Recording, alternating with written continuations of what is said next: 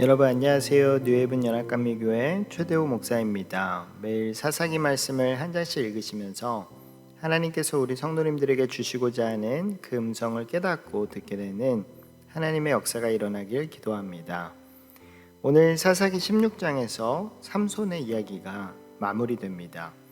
4절 말씀에 보면 이후에 삼손이 소렉 골짜기에 들릴라라 하는 이름하는 여인을 사랑하매, 삼손은 들릴라라는 여인을 사랑하게 되는데 블레셋 사람들은 이것을 이용해 들릴라를 통해 삼손의 약점을 알아봐 달라고 하는 상황입니다. 5절 말씀에 보면 블레셋 사람들이 방백들이 그 여인에게로 올라가서 그에게 이르되 삼손을 꾀어서 무엇으로 말미암아 그 큰 힘이 생기는지, 그리고 우리가 어떻게 하면 능히 그를 결박하여 굴복하게 할 수 있는지를 알아보라. 그러하면 우리가 각각 은 1,100개씩을 내게 주리라 하니, 결국 들릴라는 삼손에게 힘의 근원이 어디인지를 묻게 되고, 삼손은 정확하게 자신의 힘의 근원을 알려주지 않는 상황이 반복되어 나옵니다. 3번이나 삼손은 정확한 정보를 알려주지 않게 되니 들릴라는 삼손에게 계속해서 약점을 알아내기 위해 노력합니다. 15절 말씀에 보면 들릴라가 삼손에게 이르되 당신의 마음이 내게 있지 아니하면서 당신이 어찌 나를 사랑한다고 하느냐, 당신이 이로써 3번이나 나를 희롱하고 당신의 큰 힘이 무엇으로 말미암아 생기는지를 내게 말하지 아니하였다 하매, 결국 삼손은 들릴라에게 자신의 약점을 말하게 됩니다. 여러분, 삼손의 약점은 머리카락이 있었습니다. 17절 말씀에 보면 삼손이 진심을 드러내어 그에게 이르되 내 머리 위에는 삭도를 대지 아니하였나니 이는 내가 모태에서부터 하나님의 나실인이 되었음이라. 만일 내 머리가 밀리면 내 힘이 내게서 떠나고 나는 약해져서 다른 사람과 같으리라 하니라. 하나님께서 허락하신 나실인으로서 자신의 힘의 원천인 머리가 밀리면 힘이 떠난다는 사실을 이야기하면서 삼손은 그 이야기로 인해 곤란한 상황에 빠지게 됩니다. 19절 말씀에 들릴라가 삼손에게 자기 무릎에 베고 자게 하고 사람들을 불러 그의 머리털 7가락을 밀고 괴롭게 하여 본즉 그의 힘이 없어졌더라. 결국 블레셋 사람들에 의해 삼손의 약점인 머리카락을 자르게 되고 삼손의 힘이 없어지게 됩니다. 삼손은 블레셋 사람들에게 붙잡히게 되고 눈도 뽑히게 되며 옥에서 맷돌을 돌리는 신세가 되게 됩니다. 25절 말씀에 보면 그들의 마음이 즐거울 때에 이르되 삼손을 불러다가 우리를 위하여 제주를 부리게 하자 하고 옥에서 삼손을 불러내매 삼손이 그들을 위하여 제주를 부리니라.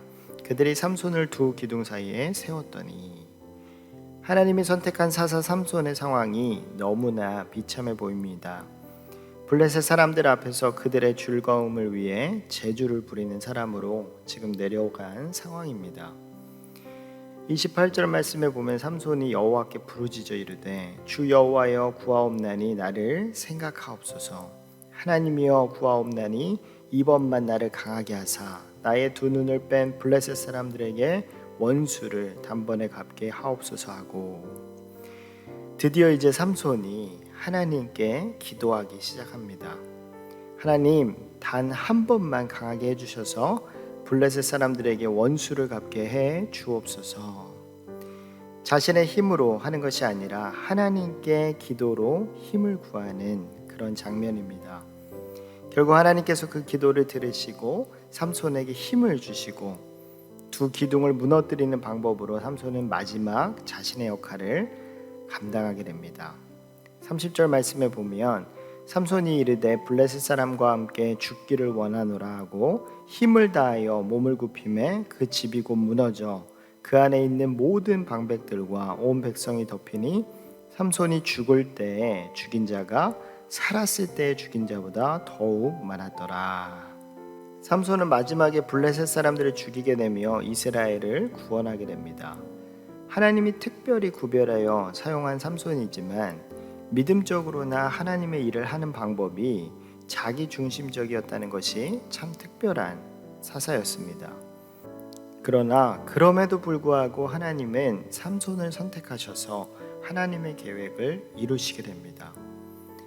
하나님께서는 우리 성도님들을 한 분 한 분 삼손과 같이 부르셨습니다. 그리고 하나님의 계획과 뜻을 이루시길 원하십니다. 근데 여러분, 오늘 말씀을 기억하면서 삼손처럼 우리의 방법으로 살아가다가 어려움을 많이 겪기보다는 처음부터 하나님의 뜻이 무엇인지를 발견하고 따르게 되는 그런 믿음의 성도님들이 다 되시길 주님의 이름으로 축원합니다.